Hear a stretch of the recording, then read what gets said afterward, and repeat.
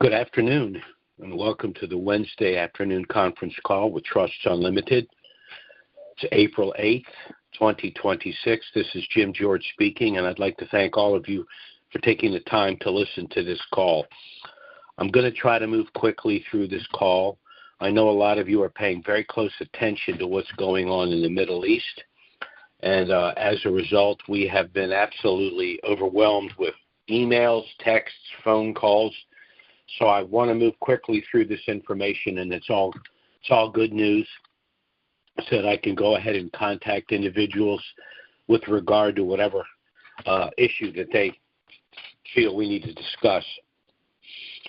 So let's start by asking the question, what have we been told for over 20 years now that will be necessary in order for the Iraqi dinar to reinstitute and revalue globally? We've been told both in Iraq, in country, as well as in the Middle East, and I'm referring to a bad player like Iran, we needed security and stability.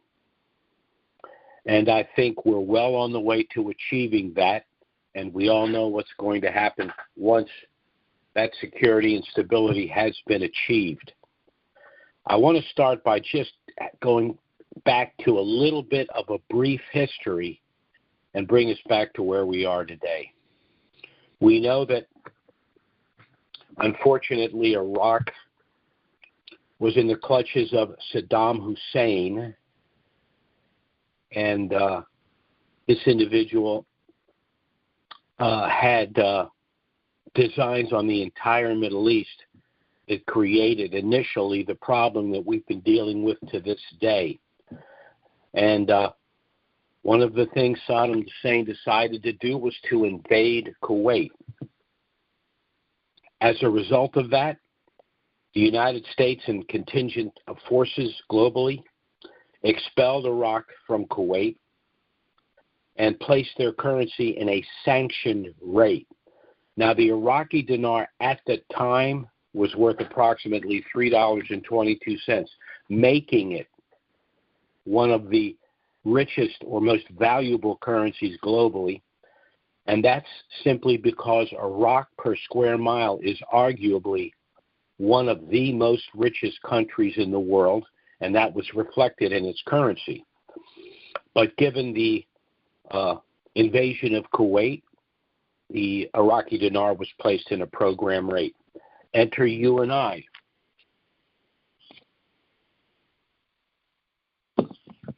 Let me see here. I'm being told, let me see.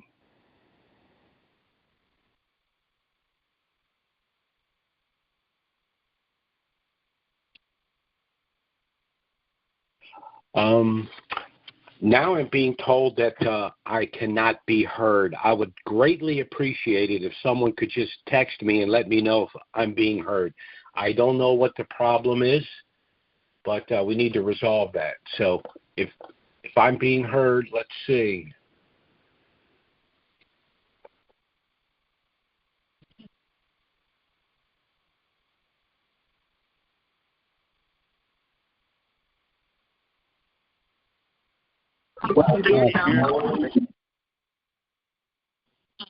Well, I tried that. That didn't work.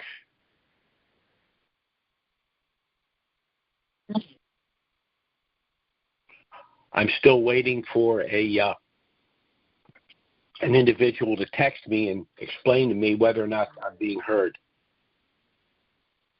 Okay. Can anyone text me and let me know if I'm being heard?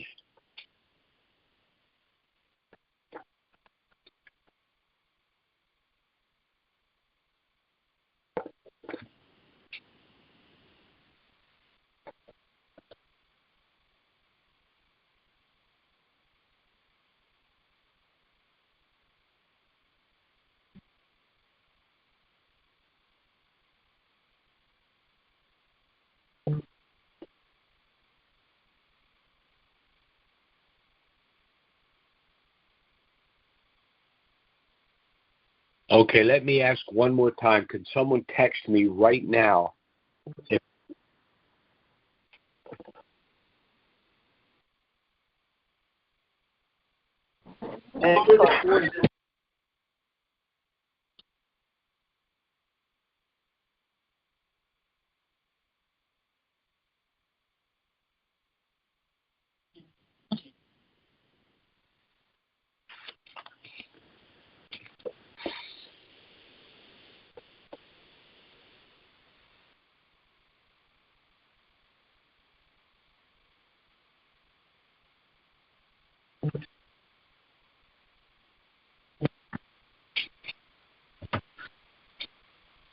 Okay, I have no idea why I'm not being heard. This is very strange.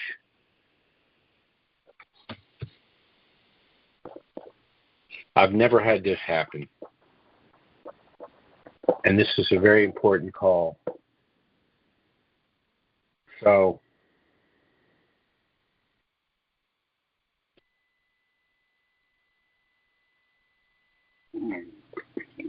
I'm going to try one last time. If I'm being heard, can someone please text me and let me know so that I can continue?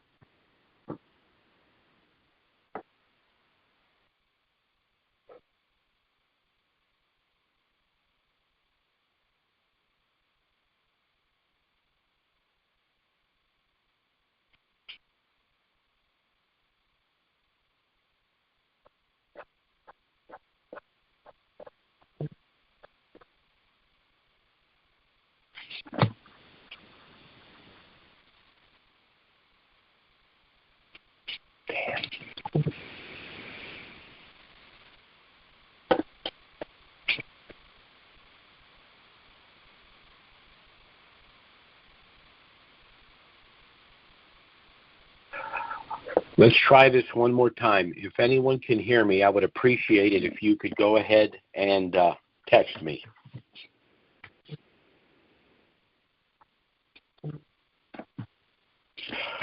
Okay.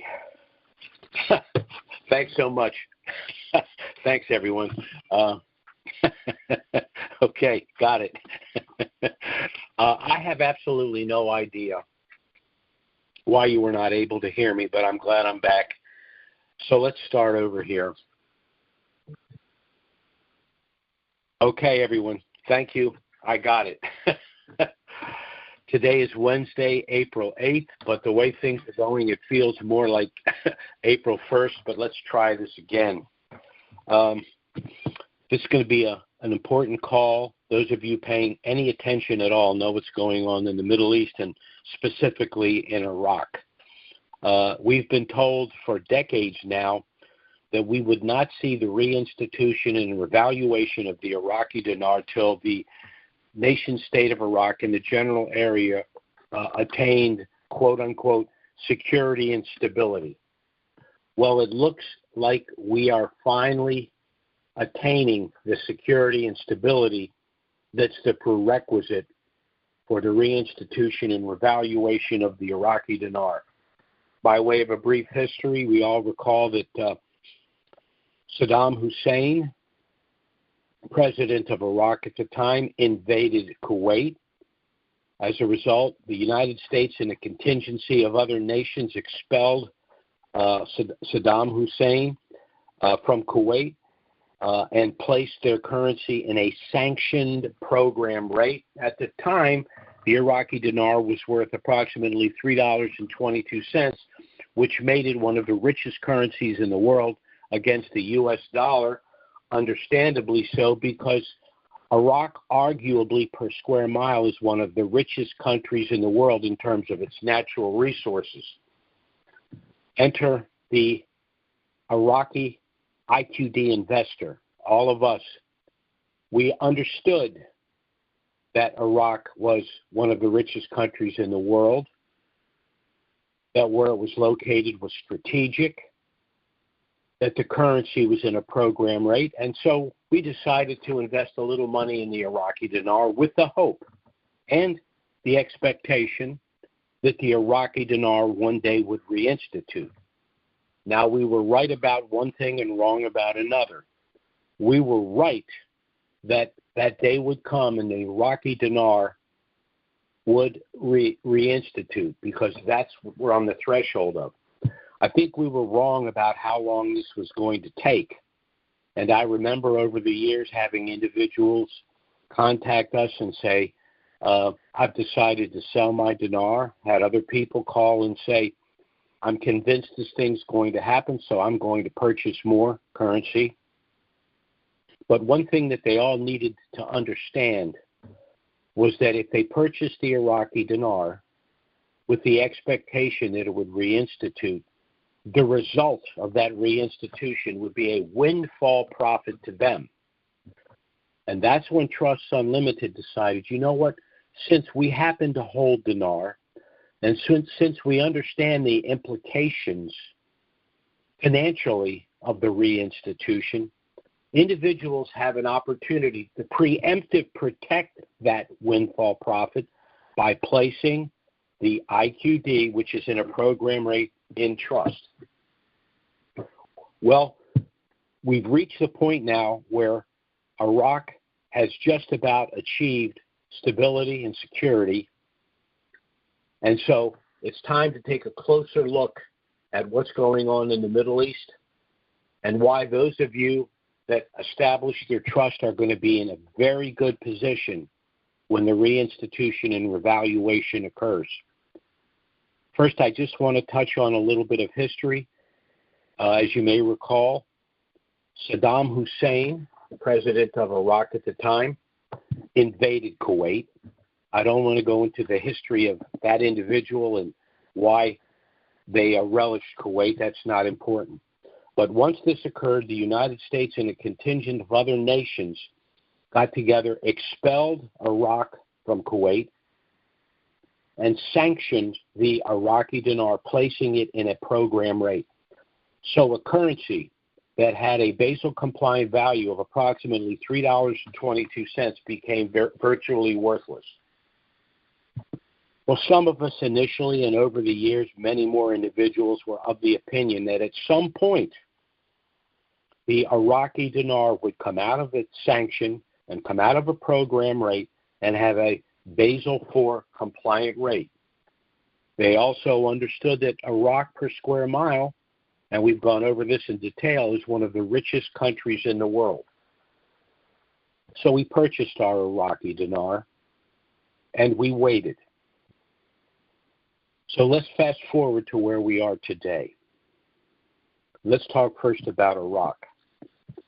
We've seen the elimination of Iranian influence in Iraq. Prime Minister Maliki, who was a pro-Iranian prime minister, is gone. The coalition framework, which was the majority group within their parliament, has been replaced with the Reconstruction and Development Coalition, which is pro-Iraq, not pro-Iran. So now Iran is free from the yoke of Iranian interference. Now, this has been assured given what's happened in the last couple of weeks. The people of Iran were rightfully resisting the Islamic theocratic government the Ayatollahs have established. This government, in response, has literally killed tens of thousands of its own citizens because the Iranian government sought to close the Strait of Hormuz, stop the flow of oil, and reduce all profits to those only enjoyed by Iran. Given all of this, the Trump administration decided that all of this had to come to an end.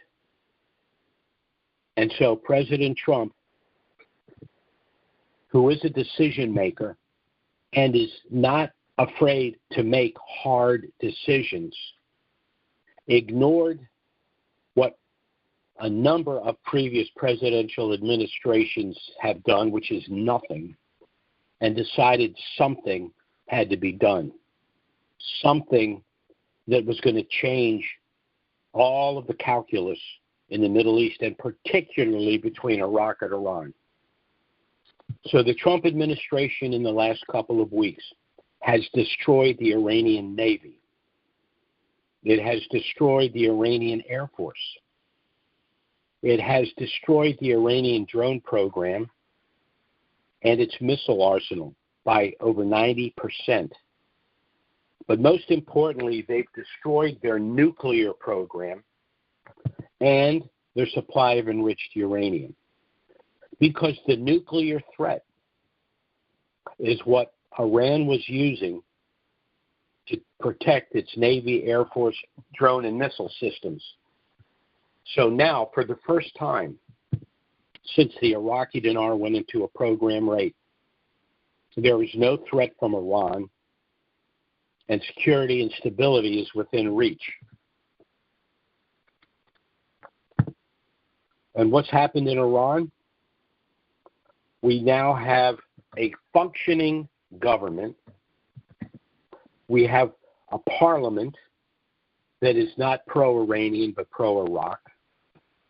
The HCL hydrocarbon law, which passed in November of 2025, will go into full effect. Went into full effect in March of this year.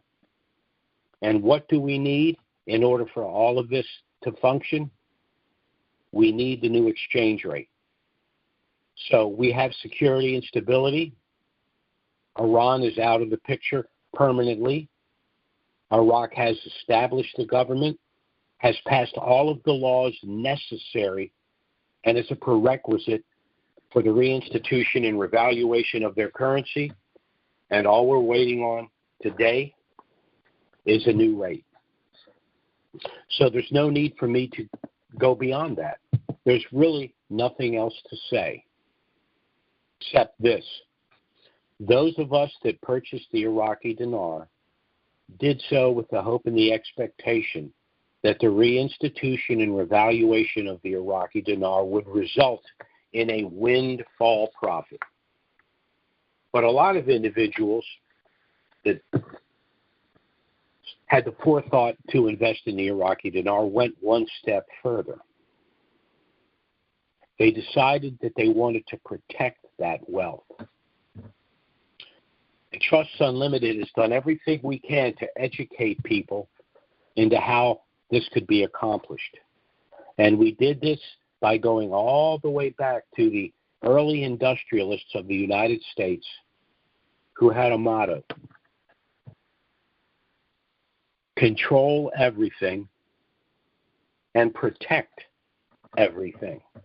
And the only way to accomplish that is through the establishment of a package of irrevocable trusts. Revocable trusts can't protect you. LLCs can't protect you. Sub-S corporations can't protect you. Limited family partnerships can't. None of those entities, and they all serve a legitimate purpose, cannot provide the protection available through package of irrevocable trusts. And so Trusts Unlimited, through their attorney Robert Bly, a nationally known estate planner and author, created a special trust package with denarians in mind. And when I say denarians, what I mean is an individual that has an asset that they think is going to increase substantially in value. The strategy is to very simply place that asset in trust before it increases in value. And that's exactly what our clients and customers have done. They purchased Iraqi dinar because they were of the belief, as are we, that the currency would reinstitute in the value substantially. And I think we're on the cusp of that as well. And so they established their asset protection trust package and assigned those pre-RV currencies to the trust. Now, let me also go on to say that in addition to the Iraqi dinar, many individuals also have Vietnamese dong, rupiah, Bolivia. They have cryptocurrencies.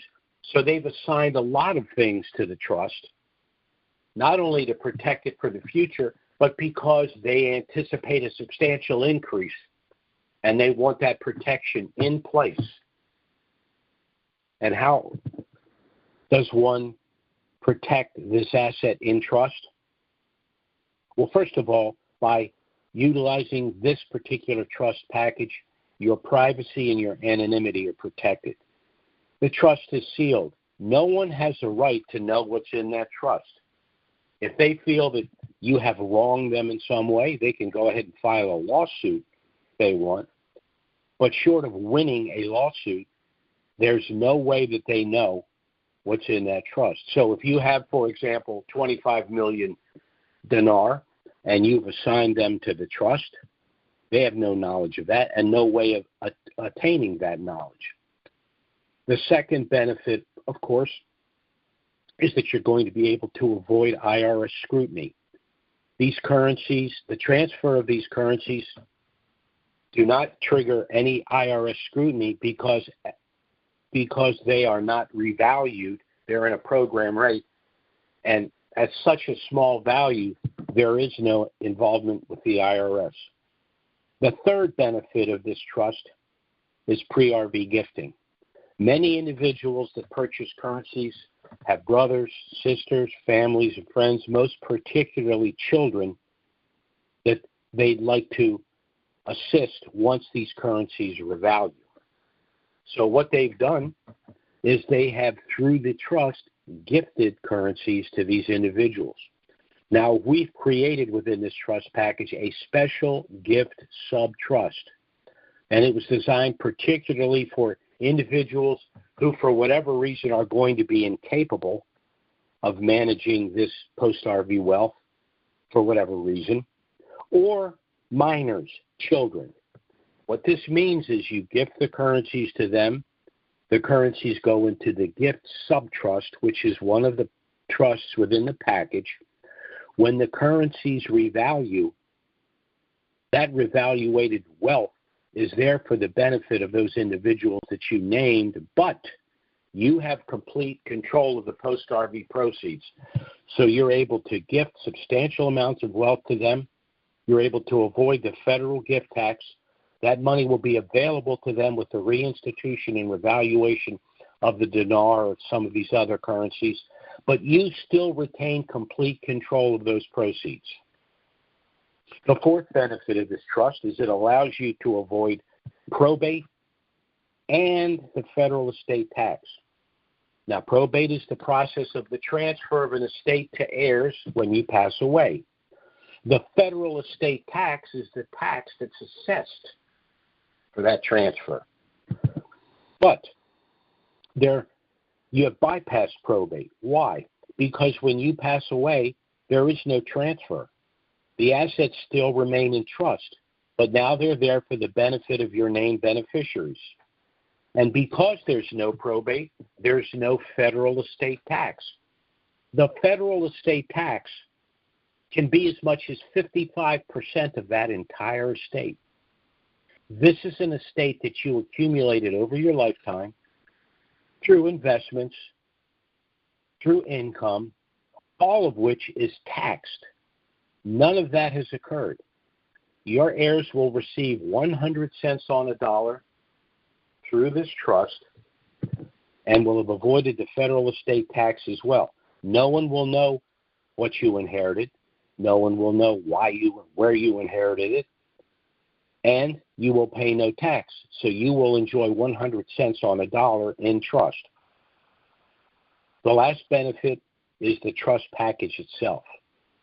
This trust package allows you to avoid something called the Uniform Fraudulent Transfer Act. Basically means that the massive tax that would be involved in transferring the wealth does not exist because it hasn't been transferred. It's still in trust. It's just who receives the benefits have changed, but not the ownership of the asset itself. The second benefit is something called segregation of assets. Now, this is a post-RV benefit. What this basically means is you purchased your currency, you placed it in trust.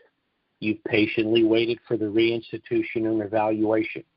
That reinstitution and revaluation occurred. Now that profit is in your trust. No one knows you have it. No one knows where it came from. But you've decided now that you have this wealth in trust, you're going to make some purchases. You purchase homes, cars, boats, etc., whatever your heart desires. But as you purchase these items, you place each of them in their own separate sub-trust.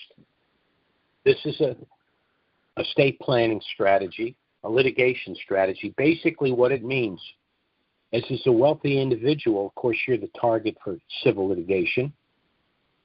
Even though individuals don't and cannot find out who actually owns the assets, they see the home you live in, they see the car you drive, they've ascertained that you're a wealthy individual, though they have no idea where that wealth came from and how you've acquired it, grown it, and work with it.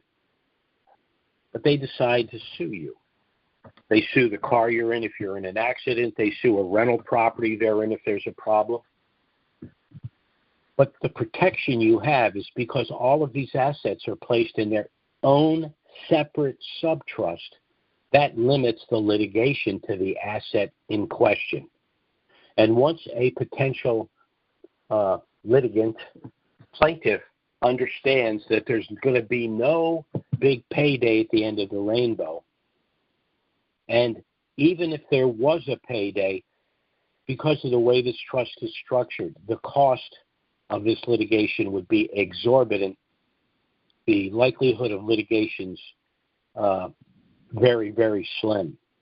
So what the trust does, in a nutshell, it ensures that this wealth is protected for you, for your heirs, that your privacy is protected, and that the possibility of litigation is extremely limited because of the cost and delay that would be involved. I mean, frivolous litigation, and I could argue as much as a third to half of litigation is frivolous, it's off the table completely because people aren't going to spend a lot of money up front when they're being told by their lawyers, this is going to be a tough slog and there's no guarantee you could win. It's going to cost you a lot up front. So if you purchase the currencies, that decision's about to pay off. And if you've gone one step further and assigned those currencies on paper to our trust package, you're reducing your taxes, you're protecting your privacy, you're ensuring that the assets are going to be transferred to your heirs, and you're going to be ensured that those assets are going to be protected and controlled by individuals so that it's not lost through bad investments, bad decisions, litigation, and all of that. Now, our trust package is initially a package of 10 trusts consisting of one master trust that will hold financial assets like these currencies, bank accounts, investment accounts, etc. One optional gift subtrust if you wish to give currencies to family, friends, children, etc., and you want control of the post-RV proceeds, and then 8 initial subtrusts to hold physical assets like homes, cars, boats, etc.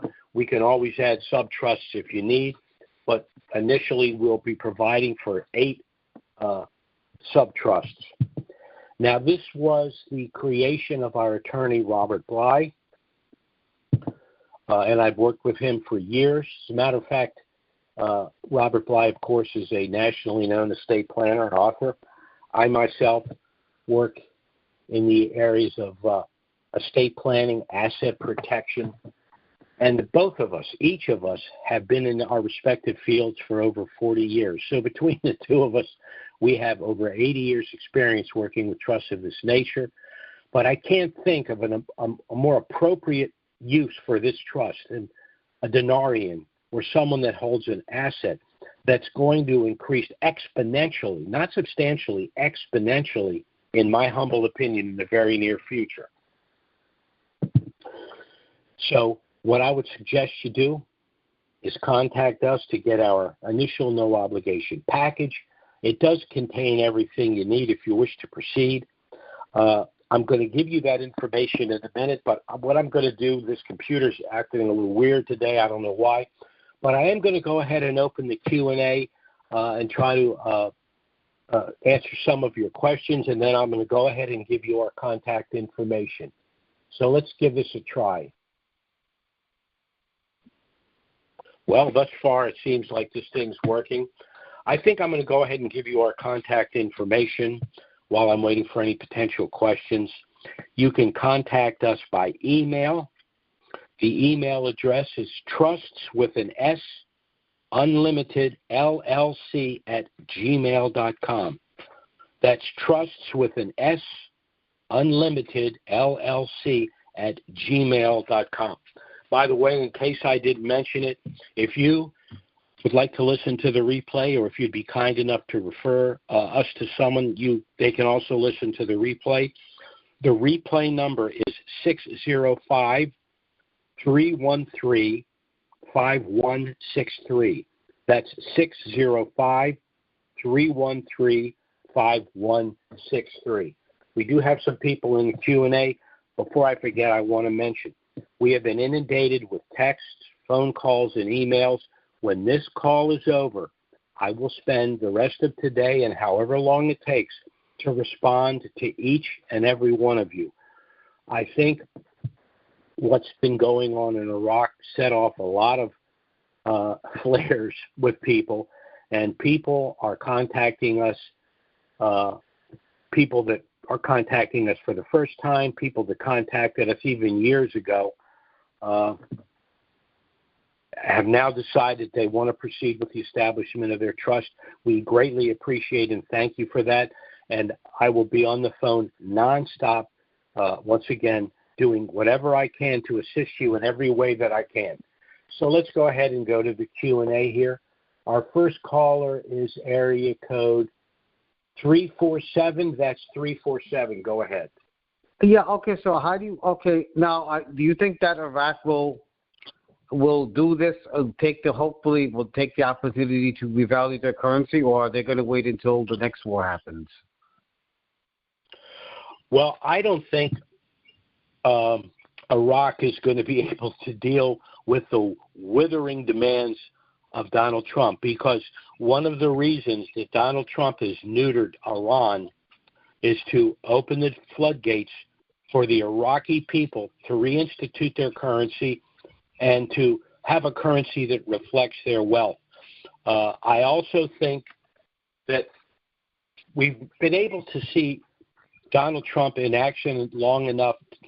I don't know this for a fact, but I would strongly suspect that he was on the phone with people in Iraq and said, there's a quid pro quo here. We're going to get Iran out of the picture, and you are going to reinstitute your currency, revalue your currency, not only for your citizens, but for the other nation states that have gone to great expense and lost lives in order to free you from Iran. So I have an opinion that Donald Trump will not take no for an answer. And I do think that he has the hammer, and I think he can make things very difficult for Iraq if they continue this tap dance much longer. Also, another thing.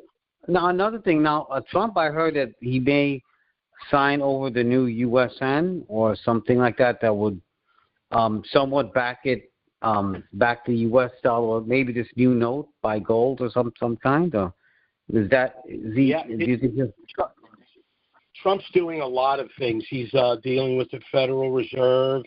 I think Trump has a master plan. I think that the reinstitution and revaluation of the Iraqi dinar and the requisite wealth that the country will receive from that is going to be the linchpin for these other things as well. So I think it's going to be the rest of this year is going to be very eventful, very historic. And like I said, I think Trump's lined up to do all of these things, and those of us that are fortunate enough to hold the Iraqi dinar and some of the other currencies as well are going to be enriched by the things that are on his short list. Okay, no, but I heard that I think for the USN, at least the US dollar, some portion of the new US currency to go back to somewhat of a gold standard of some kind. I think Obama and Biden, I think they balked at that. I know the first Trump administration, I don't think he did that. But do you think that would that deal with tremendous, because of the large debt that the U.S. Well, another way of saying it is we're going to be moving away from a fiat currency, meaning a currency based solely on the full faith and credit of the United States government or any given country, and we're going back to a backed currency. And so, yes, that's not an overnight thing, but yes, we're going to be transitioning to a Basel compliant currency, as frankly as the rest of the world. Our 100-year experiment with fiat currencies is not ending well. Hyperinflation. As a matter of fact, I think at one time I did my homework, and what you could purchase in 1900 for $1 today would cost about $2,100. That's 2,000% inflation over a century, and all that's being reversed. As a matter of fact, you look at the inflation right now. Trump's policies are specifically designed to reduce inflation, but that's nothing compared to what I think is coming. And another thing, I think he's got the right people in place in his cabinet, and certainly his vice president. I think they're all on the same page. So those of us that have currencies, it's been a long wait. It's been frustrating. It's been 2 steps forward, 1 step back. But I think the rest of this year is going to be really interesting because the poison pill in all of this has been Iran, and I think Trump has dealt with them permanently. All right, thank you. Sure. Bye-bye now. Our next caller is area code 763. That's 763. Go ahead. Good morning, Jim. Monty from Minnesota. Chatting with you yes, again. Sir. How are you doing today? My question really kind of is busy. Yes. Yeah, my question's similar to the other gentleman's question. I know they've been saying they can't really do anything until they get a president elected, and I've heard a lot of reports they're trying to get that done the 11th of this month, which would be this coming Saturday, because we can't get a prime minister and anybody to start voting until a president is elected. Is this your opinion as well? I don't know if that's an absolute, but I would agree with you. If I had to hazard a guess, that position is going to have to be in place. But once again, I think what Donald Trump's done is he said, I took care of your problem. Now you take care of my problem and get this done. We have lost, just in this last thing, I think we've lost 13 brave Americans. The number that have lost because of Iran are countless. So I think that Trump went into this with a clear understanding in Iraq what was going to happen next. I think that if Iraq, again, for lack of a better term, continues to tap dance over this, I think what Trump might do is he might pick up all of his toys and leave Iraq completely naked. Iran is still formidable. Iran has no threat to us, but it still could be a threat to other nations in the area. So it's time for Iraq to complete their monetary reform and all of the internal political things that need to be done and get this thing over with. And I think Donald Trump is the right guy to put the pressure on them to get this done. Iran was the 800-pound gorilla in the room, and Iran is gone. So Iraq is completely, totally out of excuses. I can't understand why they wouldn't have their hair on fire to get this done. But if they don't, I think Trump's going to do what's necessary to get this thing done if they can't do it themselves. Well, they're also pissing off a lot of the Gulf states. I mean, launching missiles at them, and Saudi Arabia is ready. Well, I mean, Dubai, and there's a bunch of neighboring countries that are getting pretty upset with them. Where you would think they would. Well, wait a minute. It was Iran that was doing that, not Iraq. Iran, yes, I meant Iran. My apologies if I said Iraq. Yeah, that's okay. Yeah. Well, but this thanks is just for correcting me. Yeah, and what is so with the United States neutralizing Iran, they solved the problem that these other Arab nations had. So once again, now the Arab nations, along with the United States, are saying to Iraq, get it together. All right? We've done everything we can do. We plowed the road for you. All you have to do now is dot some I's and cross some T's. What could you possibly use as an excuse to defer this any longer?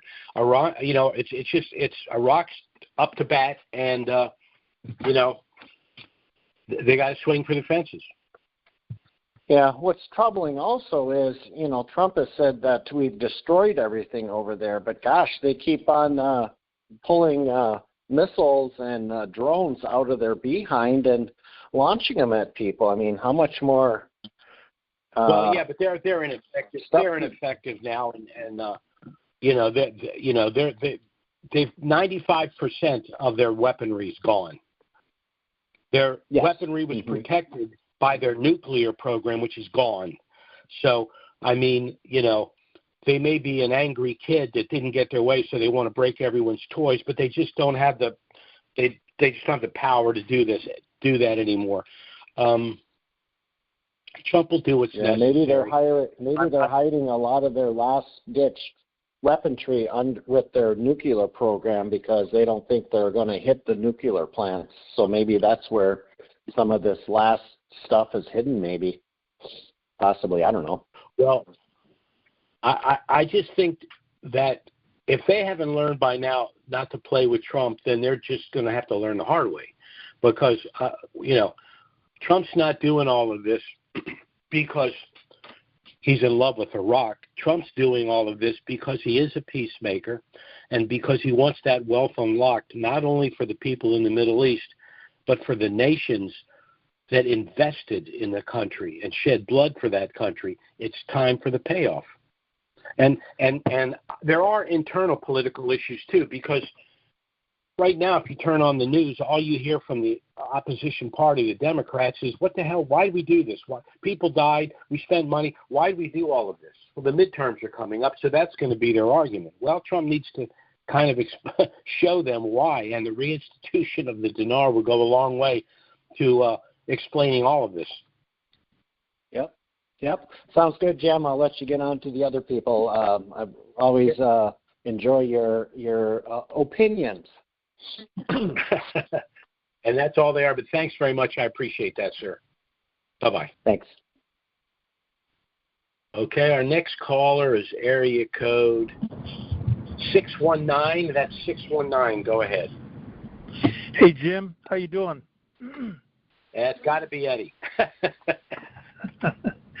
Hey, I know there's a few more out of the 619 numbers that are listening to the call, but hey, I just want to be crystal clear on something. Are you stating that Parliament has now voted for the president and he's now in position? No. My understanding is that there's been a little shakeup in the Parliament, and I wrote it down here too. Let me see if I can find. Doggone it! I wrote something down about the Parliament. I got pages here today. There's been a lot going on. Sure.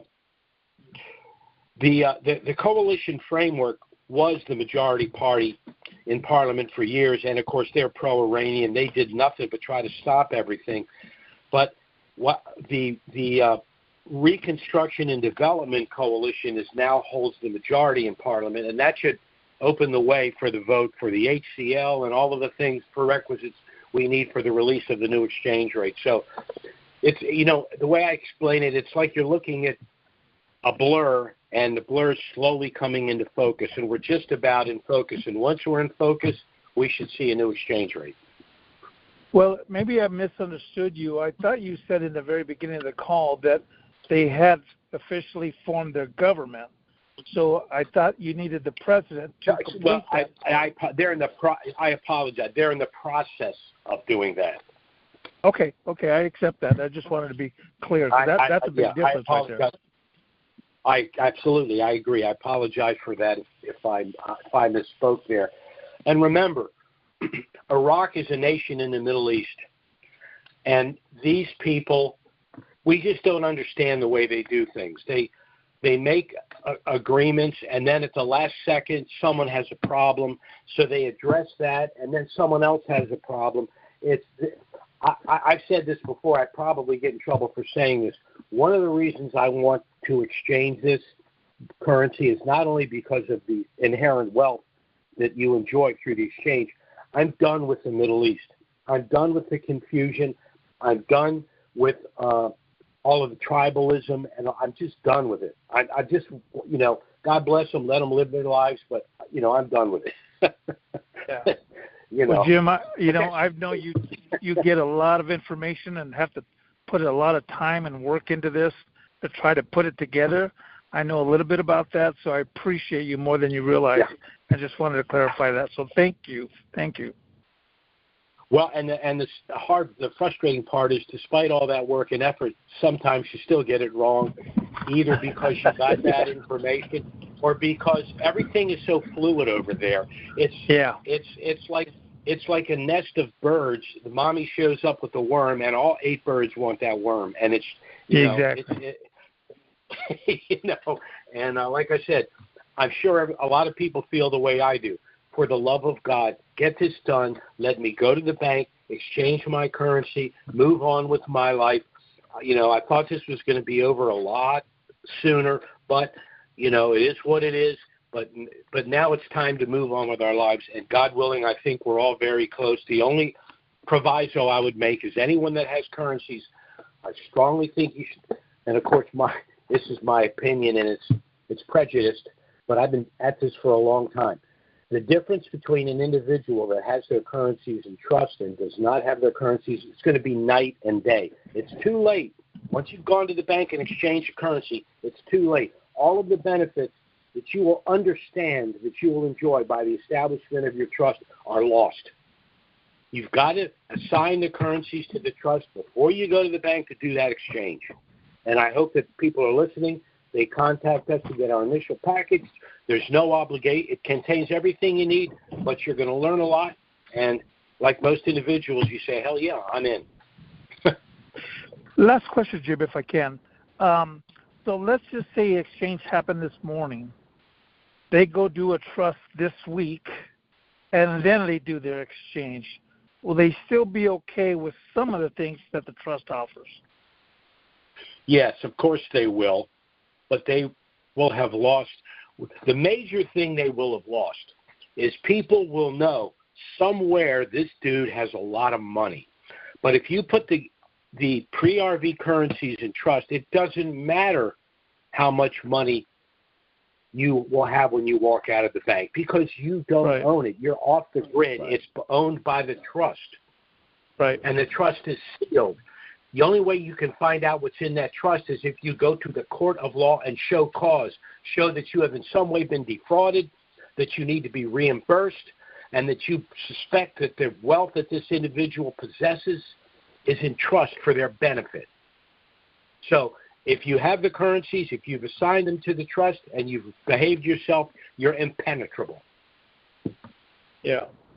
Yeah, I have 3 court cases that someone tried to penetrate the trust, and it was denied all 3 times. The trust withstood the argument. So, without using your name, I would love it if you could send me a little brief dossier on that scenario, because I'd like to share it with people. Again, I'm not going to give any specifics. It's just going to be party A and party B. But I would greatly appreciate it if you could send that along, because it just reaffirms what I've been saying for years. When I get my scooter, you can have that. Okay. Okay. All right. Thanks a lot. All right, I appreciate Jim. that. Thank you. I really take do. care. Bye-bye. All right. You take care. Bye-bye. Bye-bye. Let me write his number down there real quick. I have it somewhere, but I better write it down. Okay, let's see. Our next caller here is area code 615. That's 615. Go ahead. Hi, Jim. How are you today? Okay, who's this? Good. This is Bill from Nashville. Hey, Bill. Yes, sir. How are you doing? Got a question.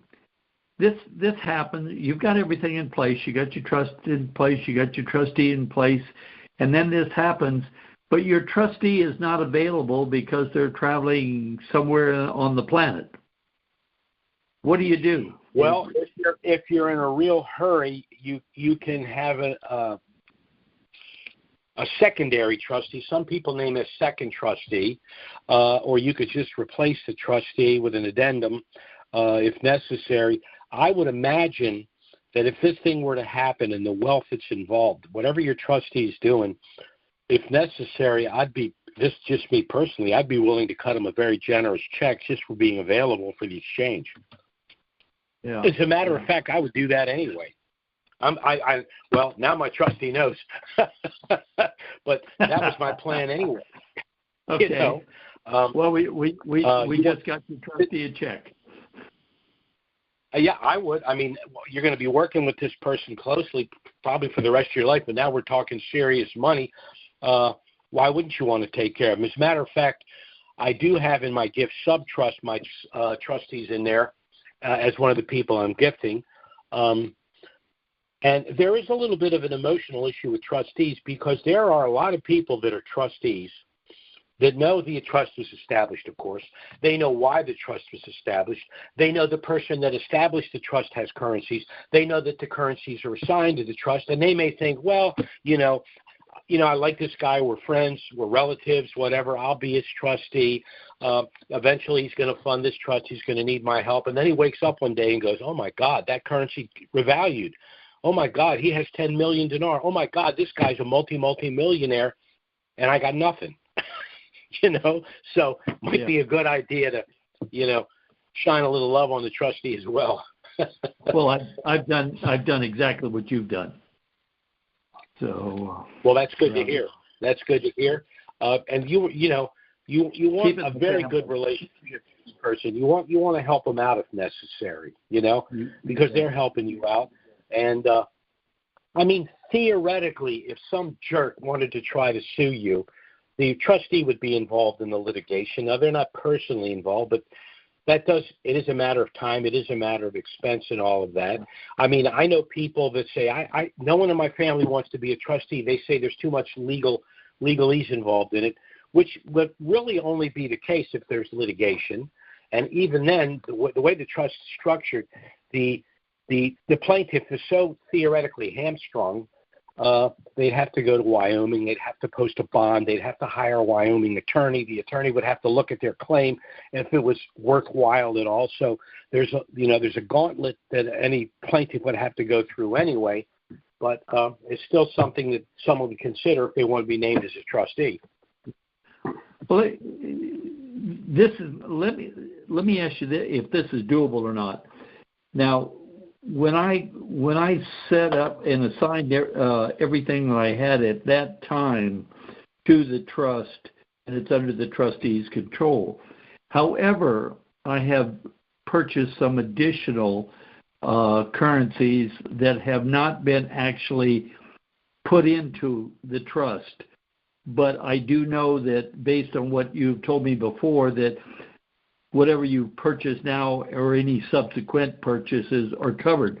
But if I haven't actually put a pen to paper and I've got, 50 dinar or whatever over here, and I just want to go in and cash and generate a little cash while that trustee is not available, can I do that?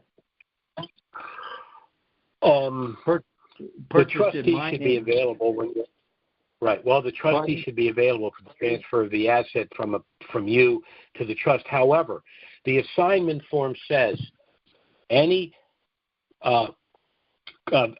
pre-valued currencies or cryptocurrencies are here subsequently purchased are hereby assigned to the trust. So it's an open-ended assignment to the trust. But you may want to create a little addendum and say, I have also assigned, pursuant to the assignment form, the following. I purchased 1 million more dinar on such and such a day. I purchased 1 million more dong on such and such a day. I invested $5,000 into this cryptocurrency. You may want to create an addendum to go to the trust, but again, they're still pursuant to the assignment form assigned. You just are clarifying it. So if anyone has a question, you can answer it. It's better to have a document and not need it than to need it and not have it. And what I mean by that is you may go to one bank that looks at the assignment form, got it. You may go to another bank and you got a slow learner there you have to walk through. So if you have all those supplemental documents, then, why not? It only takes a few minutes to put those things together, and then you never have to worry about it. Yeah, there's no slow learners in the banking industry. the addendum, does that need to be notarized and executed by both the trustee and yourself? I wouldn't say it needs to be, but when we're talking about assigning currencies, I would do that just so that there's no question about the validity. And remember, when you do that, you've established the date, and that's what the bank's looking for, the date. Okay. Pre-RV date. Okay, so Okay, I would do that just as a precaution. Yes, sir. All right. Take care. Have a good one. You too. Well, that was our last caller for today. Again, I'd like to thank all of you for taking the time to listen to this call. We've had a very eventful week. This is a giant step forward for the reinstitution and revaluation of the Iraqi dinar, in my opinion. So those of you that have established the trust and assigned the currencies to the trust are in a very good position. Those of you that are listening to this call, particularly if it's for the first time, I would strongly suggest you contact us to get our initial no obligation package. It does contain everything you need if you wish to proceed. It's got a lot of very good information in there. If you wish to proceed, we will move as quickly as we can to assist you. But at the very least, you will have the information that you need. Again, you can contact us by email, which is trusts with an S, unlimited, LLC@gmail.com. That's trust with an S, unlimited, LLC@gmail.com. And we'll be happy to assist you in every way. Also, for those that would like to listen to the replay of this call, if you'd like to share it with other individuals, the replay number is 605-313-5163. That's 605-313-5163. And let's see. Do we have any more callers in the queue here? No, I don't think. No, I don't think so. So we're done for this week. Again, thanks so much for listening to the call. Our next call will, of course, be next Wednesday, noon Eastern, 9 a.m. Pacific. Certainly, if something of a dramatic nature happens between now and then, we'll try to get out an emergency email and try to schedule an emergency conference call. But failing that, we'll be back next Wednesday, noon Eastern, 9 a.m. Pacific. Thanks for listening. Have a great week. God bless.